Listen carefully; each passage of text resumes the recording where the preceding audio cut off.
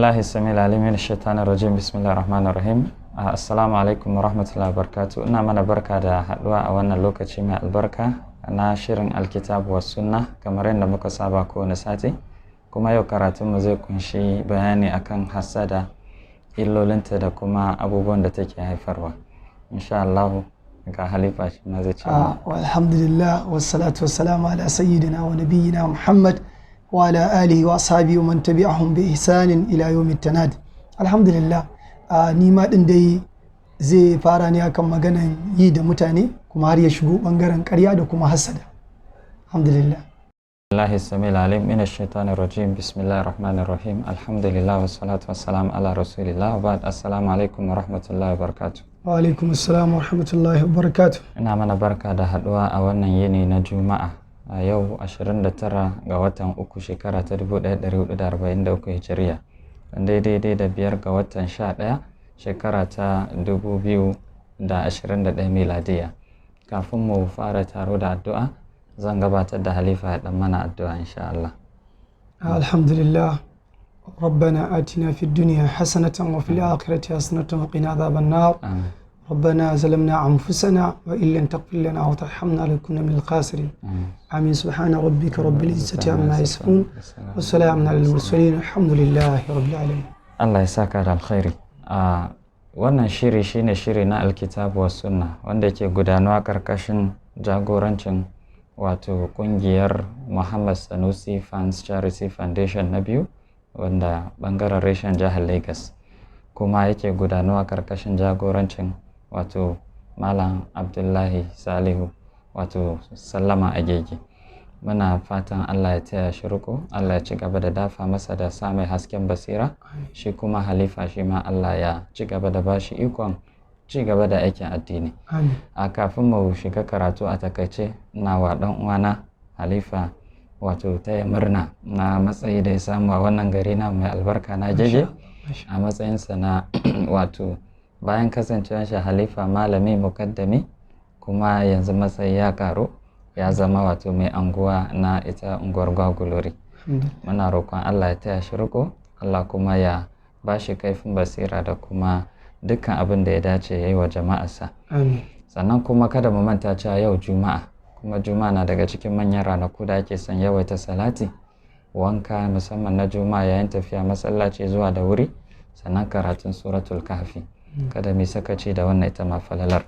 Sannan akwai karatu na shi babba halifa da yake gabatarwa dukkan kowace Lahadi a yanar gizo-gizo da kuma kafofin sadarwa. Wannan yana zuwa kowace ranar Lahadi misalin karfe 4:15 insha Allah. Kada a manta shi ma a tashoshinmu da kafofin yada labaranmu ana iya bibita mu ta wannan karatu. Karatunmu na yau a takaice zai kunshi hassada ne. Tarifin hassada kuma kamar yadda maluma suke bayarwa, daga ciki akwai Ibn al-Qayyim a littafin shi al-Fawaid, yace tamanna zawalin ni'mati lil ghair, wato mutum yayi burin ni'ima ta kauce daga waninsa, ko kuma mutum ya kyamaci ni'ima ta tare da waninsa. To wannan shine abin da ake nufi da hassada. Duk sanda ni'ima ta samu waninka, ni'imar ta kuɗi ce, ni'imar ta matsayi ce, ni'imar ta wato ‘ya'ya ce, ni'imar ta kyau ne na jiki na lafiya ne, sai ka buraci ta gushe daga gare shi ko kuma ta dawo zuwa gare ka. To a wannan mutum ya zama mai hassada.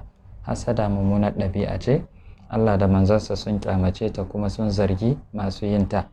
Annabi sallallahu alaihi wasallam ya hana mu yi a hadisi inda yace la ta hasadu wa la ta bagadu wa la yabi ba'dukum ala yabi ba'd, kamar yadda dai halifa zai kara bayani a bangaren hadisan. Amma ayoyi da suka yi magana akan hasada suna da yawa. Daga ciki akwai aya da take suratul nisa'i, aya ta 53 zuwa 52 zuwa da 3, wanda shi zan dan karanta mana takaice, inda Allah yake zargan Yahudawa yace am lahum nasibun min al-mulki fa idhan la yutuna an-nasa nakira. Shin su wato suna da wani kaso ne na mulki, wanda wannan mulkin suna da damar tasarrufi a cikinsa irin mulkin Allah, fa idhan la yutuna an-nasa nakira, da ko hakan ya kasance da su lalle da ko da daidai da ƙwayan zarra ne ba za su ba wa wasu mutane ba saboda hasada da suke musu. wato abin nufi da wannan ayar shine su Yahudawa sun kasance suna Annabi sallallahu alaihi wasallam hasada, da a ce za su samu wani kaso na tasarrufin mulki na ma'adanan ƙasa na Allah ta yadda a hannunsu yake, to wallahi da ba za su ba shi ko da taro ba su danka masa, saboda baƙin ciki da suke mai na wannan annabta da falala da ya samu. Allah ya sake cewa am yahsuduna nas, to wai shin mutane ma suke wa hasada ne? Allah ya fito baro-baro a nan sai ce alama atahumullahu min fadli, akan abin da ya ba su na falalashi, faqad ataina ala ibrahim alkitaba wal hikma, lallai mun ba wa dangin annabi Ibrahim littafi da hikima, wa atainahum mulkan azima, kuma mun ba su mulki mai girma. Wato kai annabi sallallahu alaihi wasallam a shi ake nufi a nan, shin shi suke wa hasada nan? Inkari ake musu, ana tabbatar da suna yi din akan falalar da Allah ya ba su shine annabta a nan. Sannan Allah sai ce to ba yau suka fara ba, inda Yahudawa ne, har annabi Ibrahim sun mai hasada, 'ya'yan shi da zuriyar shi wanda su ne tsatsansu Yahudawa suka fito, sun yi ma juna hasada. Sannan saboda me? Saboda an ba su littafi, saboda an ba su hikima, saboda kuma Allah subhanahu wataala ya ba su mulki. Duka waɗannan Allah ya wa annabawan Yahudawa, amma Yahudawa sun musu hasada, to wannan hasadan nan ita ta sa suka ƙi ci gaba. To dukkan abin da aka zargi mai yin shi a Qur'ani, to daidai ne da haramun ne yin sa.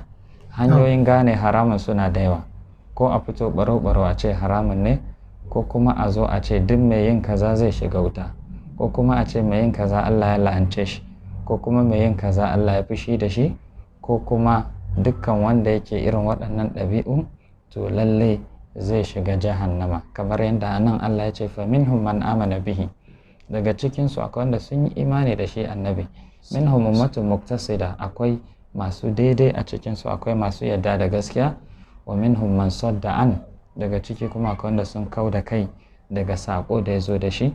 Allah sai ce a ƙarshe wa kafa bi jahannama sa'ira, lalle jahannama a matsayin makomasu ta wadace su, ta ishe su, za ta yi musu riga da wando da komai matukar ba su tuba daga wannan ba. To wannan shi ke nuna hasada tana kai mutum ga wuta, tana kai mutum ga halaka, tana kai mutum ga kwaikwayo na ɗabi'u na Yahudawa. Wanda ya kwaikwayi su kuma to ya kwaikwayi wanda suke ma'abota hagu. Allah ya kare mu. Hasada duk da haramcinta gaba ɗaya da kuma a dunkule bai dace ba, to akwai kuma togaciya. Wannan togacin shi ne abinda Annabi sallallahu alaihi wasallam ya faɗa hadisi cewa ba a hasada sai abubuwa biyu. Abu na farko shine mutumin da Allah ya bashi ilimi mai amfani kuma yake amfanar da mutane, to wannan in kayi burin ina ma nema Allah ya bani irin wannan ilimin na taimaki mutane da shi, to wannan hasada ne, amma wannan ya halatta. Na biyu wanda Allah ya bashi dukiya mai ɗimbin yawa, wanda wannan dukiyar kuma yake taimakon addini da shi, yake tafiyar tallafa gajiyayyu da sauransu, to wannan in kayi burin ina ma nema Allah ya bani irin wannan domin na taimaka wa mutane, to shi ma wannan babu laifi a kai. Muna fatan za mu tsarkake zukatanmu, musamman a wannan gari namu na Agege, gurin mu'amalanmu, musamman mu'amala ta kasuwanci, mu'amala ta sarki da fadawan shi, mu'amala ta ɗalibai da malamansu, mu cire hasada a ciki, kuma mu kyautata wa juna zato, sannan kuma mu wato yawaita yi wa juna uzuri, sannan mu tanadi kamar yadda babban malamin mu Sheikh Bukhari yake faɗa, sannan kuma wato mu yawaita addu'a. Addu'a shine abin da zai taimaka mana insha Allah. Zan takaita a nan, Halifa shi ma ya ɗaura akan insha Allah. Alhamdulillahi rabbil alamin, alhamdulillahi wahidil ahadis samad, allazi lam yalid wa lam yulad wa lam yakul lahu kufuwan ahad, wassalatu wassalamu ala sayyidina wa nabiyyina wa habibina Muhammad sallallahu alaihi wasallam wa ala alihi wa ashabihi wa man tabi'ahum bi ihsanin ila yawmiddin.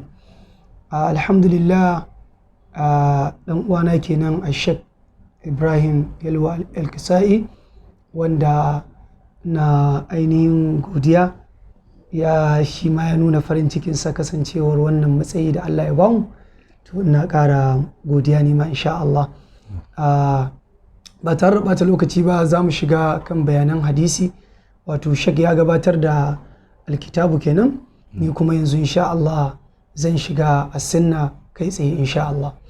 Na'am, qala Rasulullahi sallallahu alaihi wasallam, zan Allah tsira da amincin Allah su tabbata a gare shi ya ce iyakun wal giba, ya ce na hane ku da yi da mutane, da yi da mutum. Fa innal giba, domin shi yi da mutum ashaddu min zina, wato ya fi ma zina tsanani. Innar rajula, domin shi mutum qad yazni, zai kasance yayi hakika yayi zina, wa yatubu, kuma sannan sai ya nemi tuba gurin Allah, fa yatubu Allahu alaihi, Allah kuma sai gafarta mishi. Wa inna sahibul giba, amma kaga shi ma abocin yi da mutane, la yaghfiru Allahu ta'ala lahu hatta yaghfira lahu sahibu, Allah baya gafarta masa har sai wannan da ya je yayi da shi din ya yafe masa. Kaga wannan tsanani babban laifi ne na giba.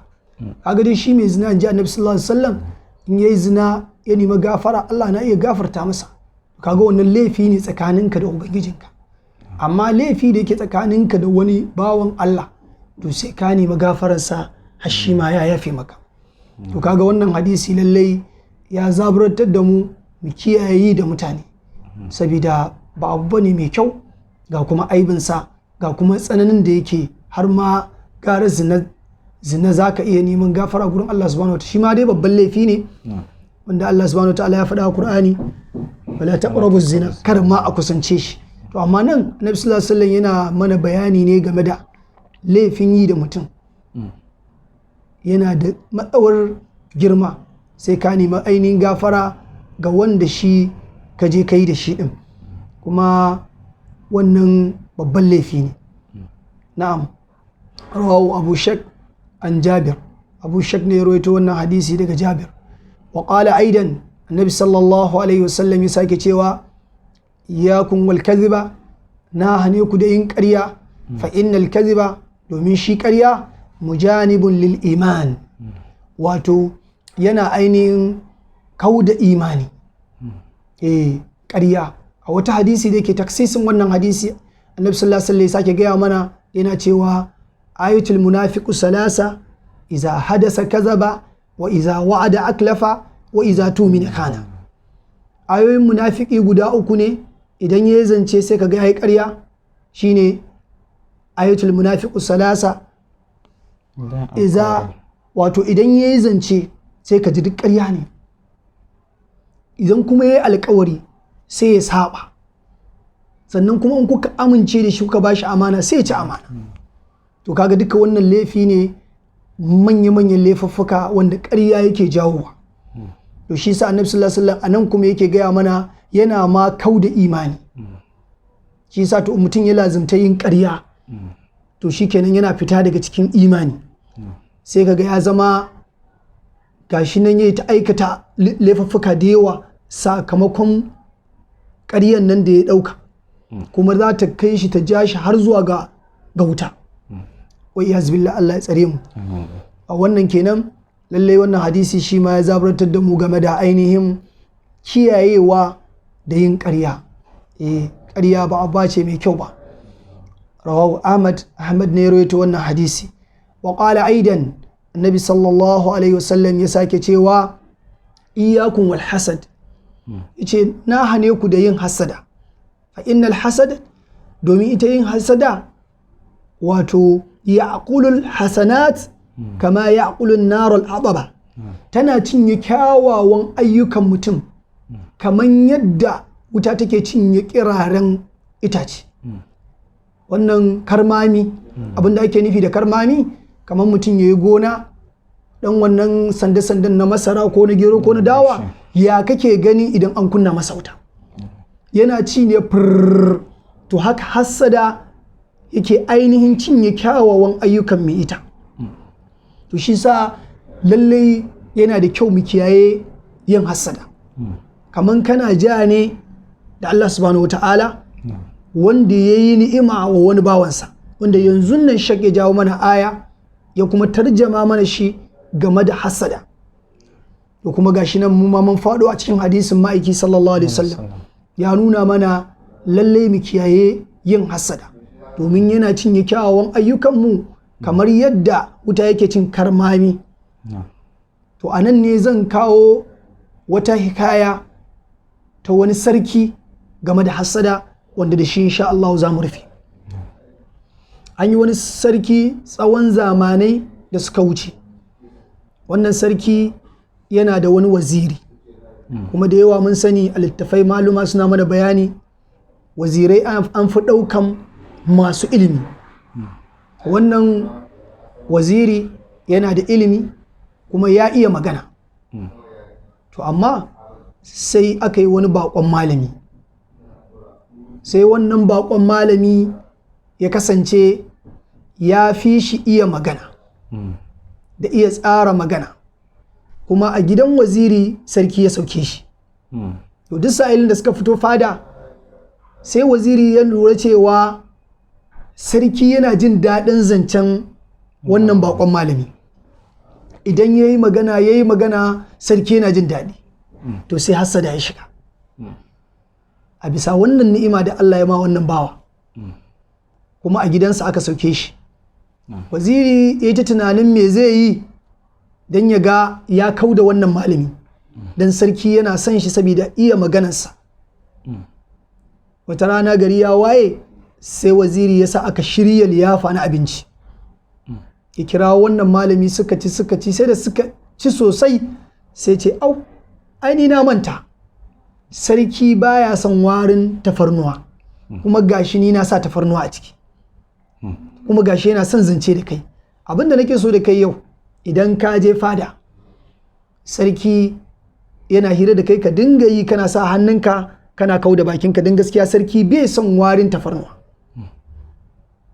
Wannan bakon malami ya ce insha Allah zan yi haka. Shi kuma waziri sai ya koma gurin sarki sai ya ce fa wannan bakon malami da kake jin daɗin zancensa kake ta yaba shi, ga fa abin da ya je yana cewa a gari, ya ce kai bakinka wari yake, duk sa'ilin da kuke magana bakinka wari yake, kuma yau ya lura zai ga idan malamin yana zance da shi zai sa hannu yana rufe baki. Malami aka zo fada sarki yana zance da shi sai yana kauda ainihin fiskansa da hannunsa yana rufe bakinsa. Sarki ya tabbatar da maganan da waziri ya gaya masa haka ne, sarki ya fusata. To kuma a cikin lamarin sarki idan an ga sarki ya ɗauka alƙalami ya yi rubutu to wani babban kyauta zai baka. Sai gashi saboda fusata ya ɗauka alƙalami da kansa ya rubuta risalan da zai aike shi da shi zuwa wani gari, wato wasiƙar da ya idar sai ya ba malami ya ce ka je na sallame ka je gari kaza ka kai. Sai waziri ya sake yin hassada a wannan wasiƙan da aka aike shi da shi, ya biyo shi ya ce ni ya kamata in kai wannan wasiƙa. Bakon malami ya ce ni sarki ya aika, ya ce a ni ya kamata in kai. Dalili shi ya fi kowa sani idan sarki ya rubutu ba ƙaramin kyauta za maka ba. Saboda haka ya ce ma malamin ka je in ɓoye ka a gidana in je in dawo. Da ya ɗauka wannan wasiƙa ya kai garin da aka aike malami, suna karantawa sai suka ce a kama shi a ɗaure shi. Ya ce me aka ce sarki abin da ya rubuta a cikin wannan takardan ya ce duk wanda ya zo da wannan wasiƙa a kama shi a ɗaure shi a yanke kansa, kuma a sa min a cikin buhu a kawo min na gani. Haka dai aka ɗaure waziri, aka yanke kan aka sa a buhu, kuma aka kawo wa sarki. An zo gaban sarki ana juye buhu, kai ya gunguro ya faɗo, sarki sai ga fiskar waziri. Ya ce inna lillahi wa inna ilaihi raji'un, ya nake ganin kaman waziri. Sauran fadawa aka duba aka ai waziri ne. To menene kasance haka? Ai malamin nan na aika. Sai aka ce aje a dubo malami a gidan waziri. Aka je aka dubo malami ya zo, sarki ya ce malam wai yaya kuke tsakaninka da waziri? Ya ce ai waziri bawan Allah, waziri mutumin kirki, waziri tun da ka sauke ni a gidansa yake ta min aikin alkhairi. Abin da na sani ta ƙarshe ya haɗa min wata liyafa a gidansa, sannan ya ce min bayan mun ci sai ya ce lallai ya manta ya yi kuskure, sarki bai son warin tafarnuwa. Don haka idan na zo fada yau ana zance to na dinga sa hannuna a ta gurin bakina don sarki bai son warin tafarnuwa. Wannan shine abin da na sani. Sai sarki ya sake cewa qalu inna lillahi wa inna ilaihi raji'un. To ni kuma nan ya zo ya sanar da ni cewa kana yawo da ni a gari cewa ina da warin baki. To na gano ya sake yin wata hassada ta biyu ne. Ya san idan na rubuta wasiƙa da hannuna kyauta nake bayarwa, shi yasa ya sake biyo ka ya karɓa wannan. To ga dai abin da ta jawo masa. Kuma abin da yake hassada da karka zama din ka zama cikin sauƙi. Sarki ya mai da wannan malami ya zama wazirinsa. To kaga hassada tana ainihin, har ma iyaye Hausawa suna faɗi hassada ga mai rabo taki ce. To ka gani, saboda haka mu kiyaye hassada. Da zaran kaga wani ni'ima Allah ya ma wani dan uwanka, kai nuna farin cikinka. Kai nuna farin cikinka, kai mai ainihin mubaya, in abin da ya kama ayi mubaya ne ka mai mubaya. Ka sani cewa Allah ne ya masa wannan baiwa, ba yin kansa bane. Saboda haka a nan zan takaita insha Allah. Muna ƙara godiya ga Allah subhanahu wataala wanda ya bamu ikon kasancewa a wannan bagire mai girma don ci gaba da karatukan da muke na ainihin wannan shiri mai albarka a alkitabu was sunna.